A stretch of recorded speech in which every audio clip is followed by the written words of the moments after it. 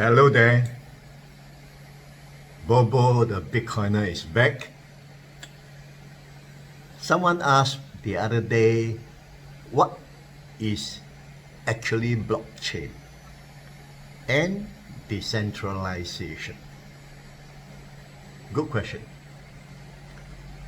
Blockchain is actually a ledger account in a Excel spreadsheet.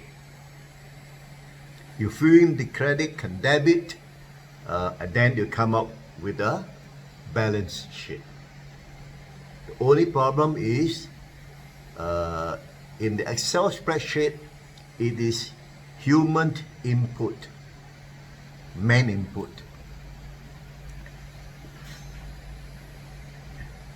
People with authority could alter its record. Worse still, people without authority, like hacker, could force their way in and debit your balance. Since all ledgers are kept or stored in one server or several servers, being a software program, it is subject to hacking. We know that even NASA or Bank of America have been hacked, right? And hacking is rampant everywhere and ever so often. And it is still continuing. So, how to avoid it? It was described that the traditional ledger is two-dimensional accounting spreadsheet, and Bitcoin is a 3D or three-dimensional accounting network.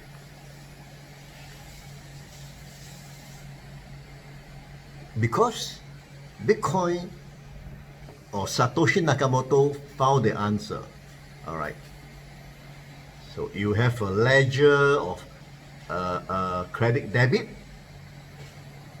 and then you have this distributed ledger all over the global computer.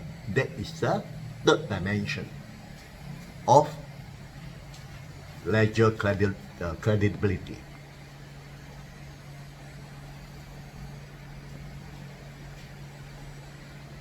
So to avoid it, Satoshi Nakamoto found the answer in his system, and he even opens up the software, open source, for hacker to see. Want to hack? Look inside, no problem.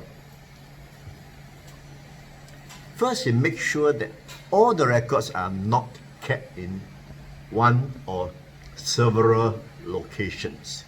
He make it resides in every computer node in the whole network. In that way, you may hack one or several hundred computers, but you can never hack the majority of the computers. Then he designs all the computers to counter-check with each other at all time. He simply used the mathematical logic of consensus where majority computer decide. All right. If all computer node has the same ledger, that is the correct answer, the correct spreadsheet. That's it. Even it's hacked, how many computers can hacker hack? The answer is always the majority. Simple arithmetic. Since one computer, one vote, or one IP address, one vote, let the computer, let the majority decide. In other words, let the machine decide, right? He knows that if humans were to make a decision, it can be biased and oftentimes be abused or manipulated. Of course, a blockchain has to be complemented by the proof of work or mining, as you will learn by now. That's why blockchain is called trustlessness. Mathematics decide, no human decision. In so doing, he decentralizes all the ledger to all the global computer. All right. The innovation is so sensible and competent that all industries are now adopting it. All right. The only problem is none of the industry is able to make it decentralized. Why? Well, every industry is owned by someone, owned by a human. Right? People want to control their own money or account. If human is in charge of blockchain, it cannot be decentralized, right? Private blockchain are not open source in most cases. The software is programmed for their own in-house interest only. Since they control the software, they can alter, hide, erase or delete the record whenever they deem necessary. Today, or back today, for example, is using blockchain, right? But their software are in-house built. The network computers are all their own branches and maybe affiliated partners. They control all the nodes. They can change or compromise all the node software to arrive at a consensus to their own selfish interest. A customer or client may participate in the network, but this group of customers or client is not entitled to download the software and play the role of the node. They are only user of the system, so it's a closed community. Therefore, centralized. We also hear of government going into a blockchain like China, central bank digital currency, right? They can be successful, I'm sure, but only to China's own interest.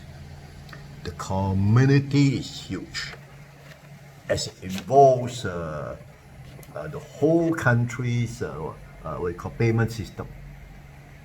Problem is, the software is private. The nodes are the central bank and the few major Chinese banks.